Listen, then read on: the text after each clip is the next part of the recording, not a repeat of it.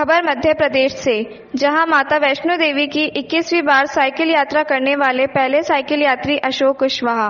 कोलारस नगर से एक अनूठी मिसाल पेश करते हुए कोलारस से माता वैष्णो देवी साइकिल यात्रा करने वाले प्रथम यात्री अशोक कुशवाहा, जो कि पिछले 21 वर्षों से लगातार हर साल साइकिल से यात्रा करते हैं, जिसमें कोलारस नगर से कई लोगों को अपने साथ माता वैष्णो देवी की यात्रा में अपनी अहम भूमिका निभाते हैं। 17 जुलाई 2023 को अशोक कुशवाहा जी, संतोष सेन, अमन सेन, विवेक चंदेल, मोनू बाथम, राजेश कुशवाहा, मानसिंह कुशवाहा आदि लोगों को अपने साथ माता वैष्णो देवी की यात्रा कराने के लिए अपने साथ जगतपुर मां भगवती के दरबार से प्रस्थान किए, जिसमें सैकड़ों लोगों ने कोलारस नगर से सभी यात्रियों को शुभकामनाओं के साथ रवाना किया। खबर इंदौर से, जहां नगर तलेन में इंदौर विकास प्राधिकरण के पूर्व उपाध्यक्ष वरिष्ठ समाज सेवी नरसिंहगढ़ विधानसभा के वरिष्ठ कांग्रेस नेता आदरणीय रघुजी परमार साहब का जन्मदिन बाबा साहब भीमराव अंबेडकर जी की मूर्ति पर मल्या अर्पण कर आतिशबाजी पर केक काटकर तलेन बस स्टैंड पर बड़े हर्षोल्लास के साथ बबलू मंसूरी के नेतृत्व में मनाया गया, जिसमें जन्मदिन मनाने में मध्य प्रदेश के पूर्व ऊर्जा मंत्री शाहजहांपुर विधायक हुकुम सिंह कराड़ा मौजूद थे और कांग्रेस जनों द्वारा मनाया गया। इसमें नरसिंहगढ़ विधानसभा कांग्रेस नेता, ब्लॉक कांग्रेस नेता गण एवं बाहर से पधारे सभी का कांग्रेस जन आदि उपस्थित थे। खबर झालावाड़ से, जहां राजस्थान के झालावाड़ जिले के पवित्र धार्मिक स्थान कामखेड़ा बालाजी ने विश्व हिंदू परिषद व बजरंग दल जिला झालावाड़ की बैठक महर्षि शिक्षण संस्थान विद्यालय कामखेड़ा में संपन्न हुई। बैठक में मुख्य अतिथि प्रांत संगठन मंत्री धनराज रहे। विशिष्ट अतिथि विभाग मंत्री संदीप श्रोत्रिय रहे। बैठक की अध्यक्षता जिला अध्यक्ष रामलाल गुर्जर ने की। बैठक का संचालन जिला मंत्री राधेश्याम वैष्णव ने किया। बैठक में आगामी कार्यक्रम अखंड भारत दिवस, विश्व हिंदू परिषद स्थापना दिवस एवं बजरंग दल शौर्य जागरण यात्रा पर चर्चा हुई। प्रांत संगठन मंत्री ने जिले व प्रखंड के कार्यकर्ताओं को प्रवास करके संगठन की ग्रामीण नई समितियां बनाने व मिलन केंद्र, व्यायामशाला एवं सत्संग चलाने को कहा।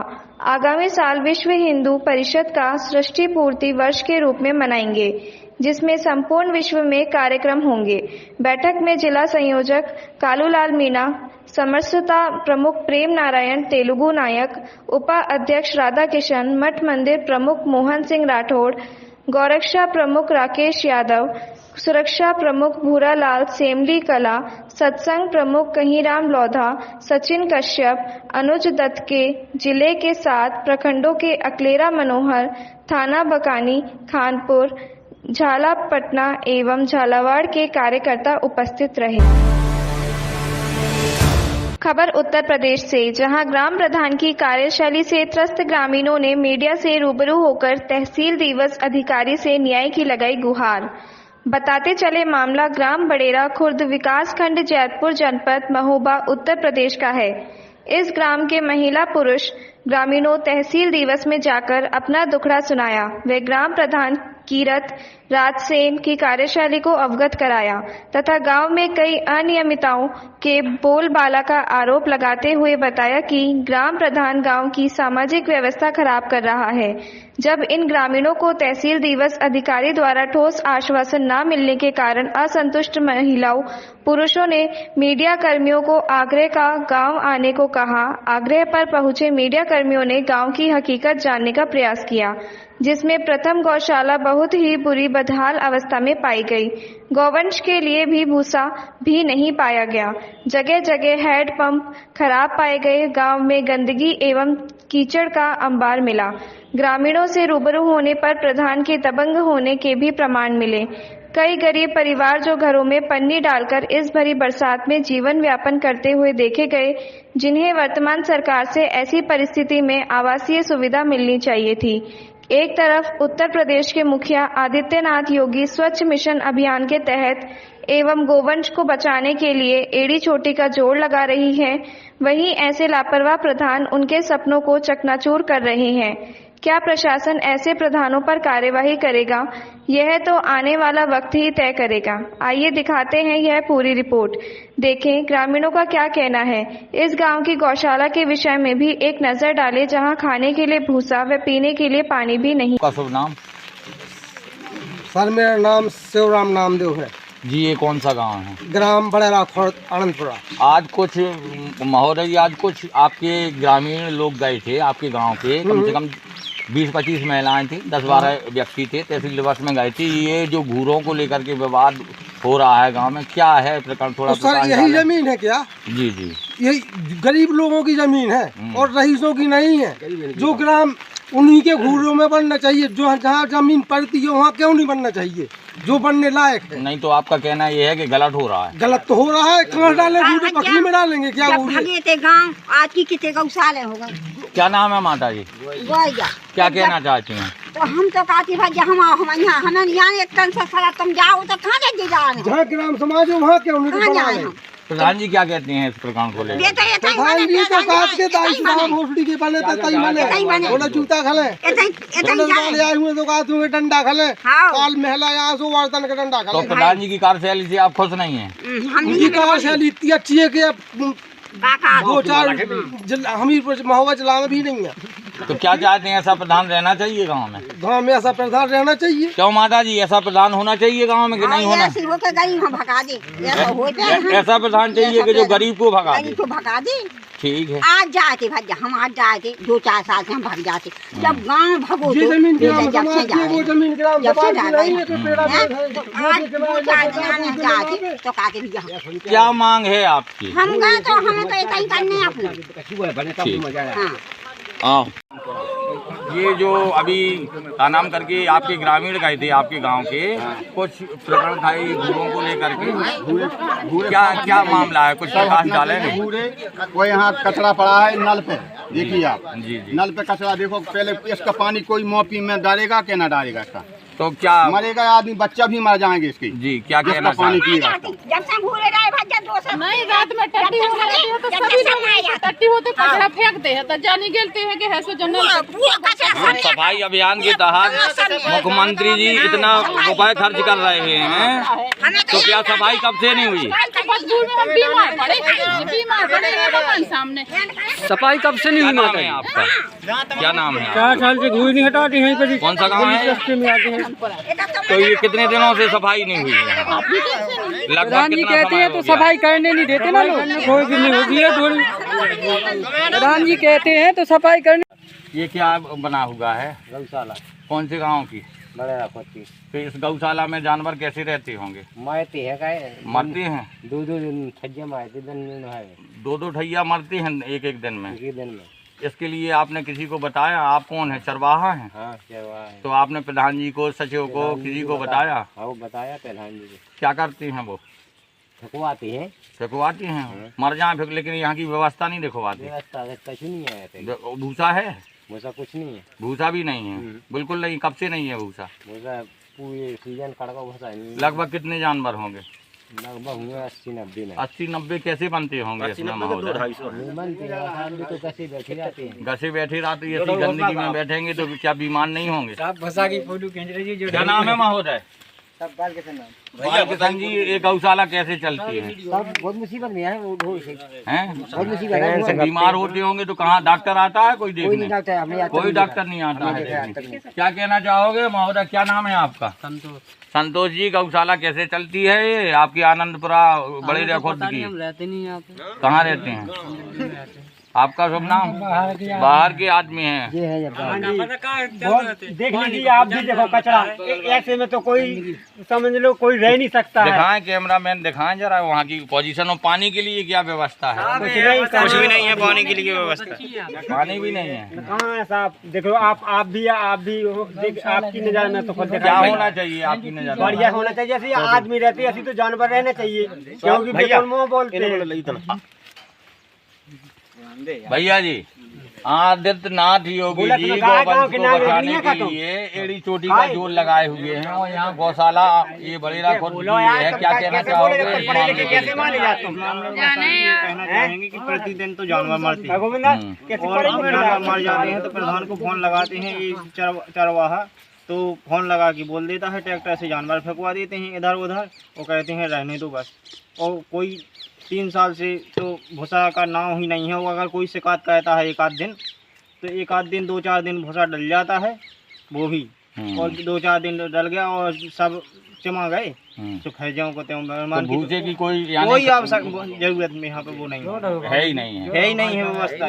ये पड़ा है मैदान में, सड़ गया है, गल गया तो है। ये चरवाहा जो 80 जानवर बता रहे हैं, तो रहने के लिए 80 जानवर इसमें समाहित नहीं हो सकते हैं और दूसरी बात कीचड़ ही कीचड़ है और तीसरा खाना भी नहीं है उनके लिए। जानवर आपस में लड़ते हैं तो वहीं पे मर जाते हैं, कीचड़ में पड़ गए। आप लोग कैसे बर्दाश्त करते हैं? आप ग्रामीण गौवंश को लेकर के कैसे संवेदनाएं हैं आपकी जो इस विषय में आप अग्रिम होकर के लड़ाई नहीं इस विषय में तो सर जी ये बिल्कुल एकदम बढ़िया बनना चाहिए। जैसे आदमी रहते हैं मकानों में ऐसे ही बनना चाहिए और गौवंश को कोई दिक्कत नहीं होनी चाहिए। धन्यवाद।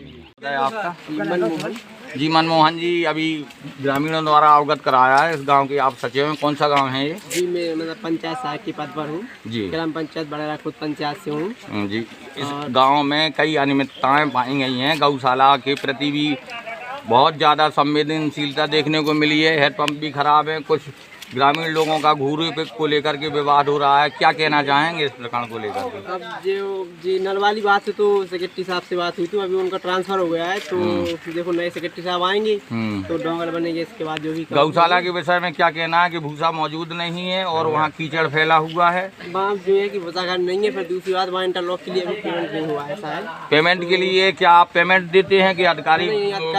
23 साल से बात हुई थी तो वो कह रहे थे कि क्या आपने लिखित में दिया है उनको? नहीं, जब प्रधान जी सेक्रेटरी साहब देंगे, हम लोग इतना पावर नहीं होता कि हम लोग लिखते। आप अवगत तो करवा सकते हैं लिखित में। बताया था सेक्रेटरी सर को बताया था कि यहाँ दिक्कत है जानवर। प्रधान जी का डेली आना जाना होता, आते जाते हैं गांव में? नहीं आते जाते? जरूरी काम होता है तो आते हैं। अभी गांव में अभी एक रास्ते को लेकर के मुद्दा चल रहा है कि वहाँ कुछ वाहा परिवार रहते हैं, 10-12 परिवार रहते हैं, तो उनको निकलने के लिए उनके बच्चों को स्कूल जाने के लिए काफ़ी परेशानी पड़ती है आने जाने में। उसको लेकर के क्या कहना चाहेंगे? उसमें मतलब बात हुई थी सेक्रेटरी साहब से, तो वो कह रहे थे कि ये मनरेगा के थ्रू काम होगा, तो कह रहे थे मिट्टी डल जाएगी और मिट्टी डल जाएगी तो मतलब थोड़ी रास्ता बन जाएगी। आपने कभी आप वहाँ तहसील दिवस में जाते हैं, सूचना किया है आपने? अधिकारियों को अवगत कराया है इस संदर्भ में? देखो ऐसा है, मतलब मेन काम होता है प्रधान जी और सेक्रेटरी साहब का कि मतलब जो अगर वो लोग यहाँ से भेजते हैं या मनरेगा का काम होता है तो वही लोग देखते हैं। हम लोग इतना पावर नहीं है, इतनी अथॉरिटी दी अभी सरकार ने। गाँव में कुछ भी होता रहे, चाहे रिबोर के नाम पे पैसा निकलता रहे, आप अधिकारियों को सूचना नहीं देंगे? जैसे रिबोर का ऐसा तो नहीं निकलते, 2-3 रिबोर हुए हैं तो उनका बाकायदा वो हुई है। सफाई अभियान से कितना रुपया निकाला गया है? नोटिस में है, जानकारी है? सफाई अभियान से ऐसा तो अलग से रुपया नहीं आता है, बस वही होता है जो पेमेंट लगता है जो। तो अभी निकाला गया है सफाई अभियान के नाम पे? नहीं निकाला गया है कि आदित्यनाथ योगी माननीय मुख्यमंत्री जी इतना रुपया खर्च कर रहे हैं, वो किस लिए कर रहे हैं स्वच्छ मिशन को लेकर? हाँ तो ठीक है, लेकिन ये जो सफाई कर्मी रहता है वो काम भी करता है, साफ सफाई। कौन है सफाई कर्मी? सफाई कर्मी गणेश राजपूत है। गणेश राजपूत जी का आना है गाँव में? हाँ आते हैं, वो डेली आते हैं। ठीक। खबर टोट राय सिंह से, जहां आईटीआई गेस्ट फैकल्टी अनुदेशकों ने सविता सिविल सेवा नियम 2022 में शामिल करने को लेकर प्रदेश उपाध्यक्ष रामविलास चौधरी को सौंपा ज्ञापन। आज टोट राय सिंह में राजस्थान कांग्रेस कमेटी के प्रदेश उपाध्यक्ष रामविलास चौधरी के आगमन पर आईटीआई संविदा कर्मी सेवा समिति के अध्यक्ष के नेतृत्व में पिछले कई वर्षों से आईटीआई में अल्प वेतन प्रशिक्षणार्थियों को प्रशिक्षण दे रहे हैं। अन्य विभाग के अधीन प्रभावित शिक्षा निदेशालय जोधपुर शिक्षा निदेशालय में भी काम कर रहे हैं। अतिथि अनुदेशकों के परिवार का जीवन यापन करने में वर्तमान स्थिति के अनुसार बहुत मुश्किल है, इसलिए हमारी मांग को मुख्यमंत्री द्वारा घोषित सिविल सेवा नियम 2022 में शामिल करें। इस ज्ञापन में अल्ताफ अली राठौड़, गवर्नमेंट आईटीआई, ऊंचा देवली महेंद्र जी, टोंक प्रहलाद, दिनेश, शिवराज सहित अनेक लोग मौजूद रहे। खबर इटावा से, जहां समाजवादी पार्टी के जिला अध्यक्ष गोपाल यादव ने प्रेस कॉन्फ्रेंस करते हुए कहा कि आज मन बहुत खिन्न है। उत्तर प्रदेश की सरकार बने हुए आज 6.5 साल हो गए। भाजपा की सरकार ने इटावा जनपद में कोई नया काम नहीं किया। हमारी सरकार जितनी विकास कार्यों की है, यह सरकार उनको भी बिगाड़ने का प्रयास कर रही है। इटावा लायन सफारी बनाने का सपना मुलायम सिंह ने देखा था। यह अंतर्राष्ट्रीय प्रोजेक्ट है। बीजेपी की सरकार इसको भी बर्बाद करने पर तुली हुई है। अभी हाल ही में आपने देखा कि 4 शवकों की मृत्यु हो गई है। यह कोई मामूली घटना नहीं है और सफारी प्रबंधन ने कोई सूचना नहीं दी। शवकों की मौत पर 6 तारीख को प्रेस रिलीज करके एक शावक की मृत्यु होने की सूचना दी थी। 11 तारीख को प्रेस रिलीज करके दूसरे शावक की मृत्यु की सूचना दी। उस बीच में 3 शावक मर चुके थे। उन्होंने कोई सूचना नहीं दी। हमारे राष्ट्रीय अध्यक्ष जी ने इस मामले को उठाया, तब उन्होंने सभी शावकों की मृत्यु की सूचना दी। और सबसे बड़ी बात यह है कि उसका पोस्टमार्टम भी इटावा में ही करा दिया। यह आज तक कभी नहीं हुआ। पोस्टमार्टम बरेली में होना चाहिए था। हमारे द्वारा जिलाधिकारी को ज्ञापन दिया गया, तब उन्होंने सफाई दी कि शेरनी ने 100 घंटों में 5 शवकों को जन्म दिया। इस बारे में शोध करेंगे। उन्होंने सफारी प्रबंधन से सवाल किया। 3-4 शावक की मौत का जिम्मेदार कौन है? यह कोई सामान्य घटना नहीं है। देखिए, मन खिन्न है कुछ बातों से। आज उत्तर प्रदेश में भारतीय जनता पार्टी की सरकार बने हुए लगभग 6.5 साल होने को है। इन 6.5 सालों में भाजपा की सरकार ने इटावा जनपद में कोई नया काम तो किया नहीं। उल्टे जो काम पहले के हैं, हमारी सरकार के किए हुए काम हैं, चाहे नेताजी के मुख्यमंत्री रहते जो काम हुए हों और चाहे माननीय अखिलेश जी के मुख्यमंत्री रहते हुए, उस व्यवस्था को भी बिगाड़ने का काम कर रहे हैं। आप उदाहरण ले लीजिए हमारी लॉयन सफारी का। लॉयन सफारी बनाने का सपना नेताजी ने देखा था। 2003 की सरकार में उसकी नींव रखी गई। बीच में फिर जब सरकार चली गई, बंद हो गया। माननीय अखिलेश जी जब मुख्यमंत्री बने तो ये लॉयन सफारी बन के तैयार हो गई। उस इतने बड़े प्रोजेक्ट को, जो अंतर्राष्ट्रीय स्तर का प्रोजेक्ट है, उसको भी ये लोग बर्बाद करना चाह रहे हैं। अभी हाल ही में आपने देखा कि 4 शावकों की मृत्यु हो गई। ये कोई मामूली घटना है? 4 शावकों की मृत्यु हो गई और सफारी प्रबंधन ने कोई सूचना नहीं दी शावकों की मौत की। 6 तारीख को उन्होंने एक प्रेस रिलीज जारी की, एक शावक के जन्म की सूचना दी। 11 तारीख को प्रेस रिलीज जारी की, उसमें भी एक शावक की जन्म की सूचना दी। उस बीच में 3 शावक मर चुके थे, उन्होंने कोई सूचना नहीं दी। जब हमारे राष्ट्रीय अध्यक्ष जी ने इस बात को उठाया तो उन्हें बताना पड़ा। और आप देख लीजिए कि उन शावकों का पोस्टमार्टम भी यहाँ इटावा में ही करवा दिया। आज तक कभी नहीं हुआ। ये असामान्य बातें हैं। IVRI बरेली में पोस्टमार्टम होता है उनका, यहाँ पोस्टमार्टम करा दिया। और उसके बाद मैंने जिलाधिकारी महोदय को भी ज्ञापन दिया। तब उसके बाद सफारी प्रबंधन ने जो सफाई पेश की, उस विषय में तो कुछ नहीं कहा। ये कहा कि वो जो शेरनी ने 5 शावकों को 100 घंटे में जन्म दिया, इस पर शोध करेंगे। तो शोध करें, अच्छी बात है, उससे हम सहमत हैं।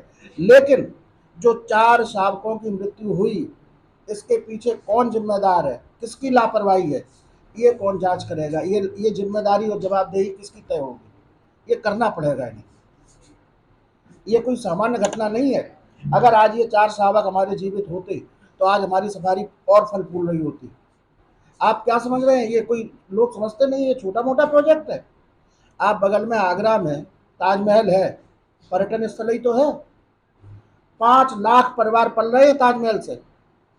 और अगर ये सफारी हमारी ठीक से चला दी जाए तो हमारे इटावा का नाम पूरे विश्व में हो जाएगा।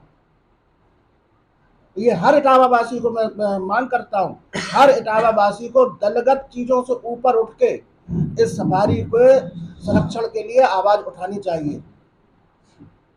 ये सफारी बहुत महत्वपूर्ण है इटावा की प्रगति के लिए भी। इसको इस तरह से हम लोग बर्बाद नहीं करने देंगे। इसी तरह से दूसरा एक आप देख लीजिए मामला, आपने देखा कल वीडियो आए सैफई PGI के। सैफई PGI में डॉक्टर मरीजों को मार रहे हैं।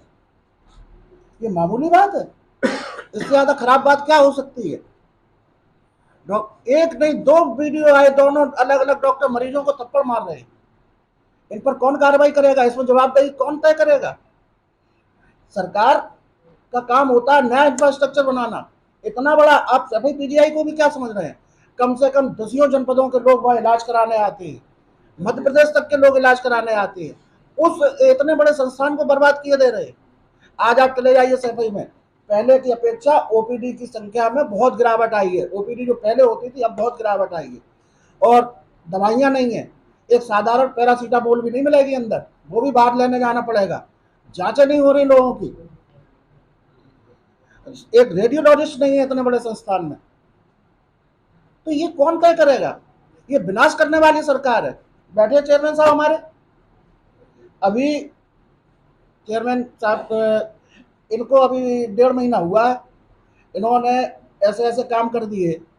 महिरा फाटक पे 6 साल से पानी नहीं निकल रहा था, वो व्यवस्था हो गई वहाँ पे। मैनपुरी अंडर ब्रिज पे भी लगातार बहुत सुधार हुआ है, जहाँ 2-2 दिन पानी भरा रहता था,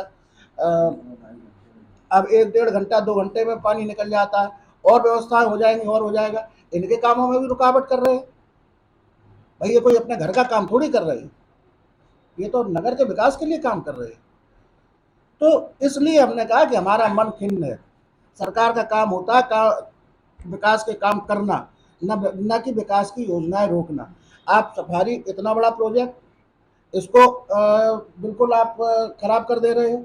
हमारा ये सफाई पीजीआई इतना बड़ा संस्थान, ये जब से ये नए वीसी आए हैं प्रभात कुमार सिंह, इनके बारे में आप पता कर लीजिए, आप लोग सारे पत्रकार बंधु जाके पूछ लीजिए, क्या इन्होंने आज तक कभी राउंड लिया हॉस्पिटल का? पहले थे ब्रिगेडियर साहब थे प्रभाकर साहब, वो सुबह और शाम दोनों समय लेते थे राउंड, तो अस्पताल की व्यवस्था ठीक थी। आज आप चले जाइए, देख लीजिए जाके, चाहे सफाई की हो चीज़ है। ये हम आप लोगों से भी व्यक्तिगत रूप से अनुरोध करेंगे कि सफारी का जिस हिसाब से हमने आपसे बात करी वो भी बात करें वहाँ के प्रबंधन से, कि आप शोध के लिए कमेटी बनाओगे ठीक है, लेकिन ये जो 4 शावकों की मौत हुई है ये बहुत असामान्य घटना है। इसकी जिम्मेदारी के लिए कमेटी बनाइए, इसकी जांच करवाइए और इसके लिए कौन जिम्मेदार है। और एक मांग और हम करेंगे इसके साथ ही कि आपने जो यहाँ पोस्टमार्टम कराया उस पोस्टमार्टम की रिपोर्ट सार्वजनिक कीजिए, और जब प्रेगनेंसी हुई होगी और पोस्टमार्टम हुआ होगा तो सारी सीसीटीवी फुटेज होंगी उनको भी सार्वजनिक कीजिए, पता चल जाएगा लापरवाही किसकी है। इन अगर सारे मुद्दों को लेकर के अगर कार्रवाई नहीं की जाती है ऐसे लोगों पर, तो फिर आप लोग क्या करेंगे? अगला कदम क्या होगा? देखिए, हमारी मांग है कि कार्रवाई की जाए।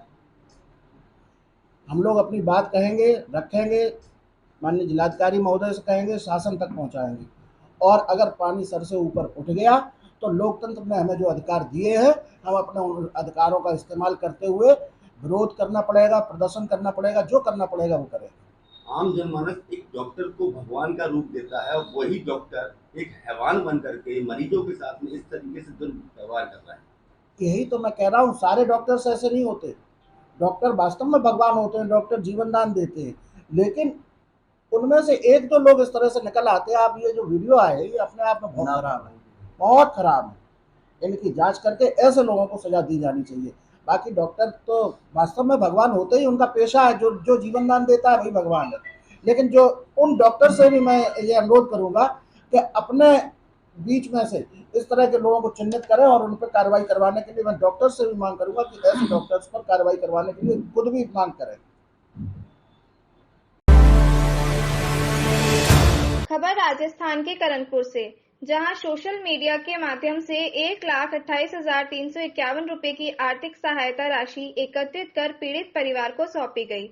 विगत 17 जून को लांगड़ा थाने के समीप सड़क दुर्घटना में मौत हो जाने से परिवार पर दुखों का पहाड़ टूट पड़ने से क्षेत्र के सक्रिय युवाओं ने सोशल मीडिया के व्हाट्सएप मंच पर ग्रुप क्रिएट कर आर्थिक सहायता हेतु मिशन चलाया, जिसमें 417 भामाशाहों की मदद से 1,28,351 रुपए की आर्थिक सहायता राशि प्राप्त हुई, जिसका आज 15 जुलाई शनिवार को समापन कर पीड़ित परिवार को सौंपी, जिसका सदुपयोग 50-50 हजार रुपए दोनों बच्चियों को सुकन्या समृद्धि योजना खाते में जमा करवा दी जाएगी एवं 28,351 रुपए नगद पीड़ित अनिता बाई को सौंपी गई है। सुकन्या समृद्धि योजना में खाता खुलवाने की जिम्मेदारी वनेश मीना एवं सुग्रीव मीना ने ली। मिशन स्वर्गीय विजयराम उर्फ बंटी वानीनाड़ा का आज समापन 15/7/2023 शनिवार को किया गया, जिसमें 417 भामाशाहों के द्वारा 1,27,351 रुपये कुल राशि प्राप्त हुई, जिसका सदुपयोग सर्वसम्मति से दोनों बच्चियों के नाम 50-50 हज़ार रुपये की सुकन्या खाता पोस्ट ऑफिस में खुलवाने का निर्णय लिया गया एवं खाता खुलवाने की जिम्मेदारी सुग्रीव मीना एवं बनेश मीना को दी गई एवं 27,351 रुपये नगद राशि विधवा अनीता मीना को सौंपी गई।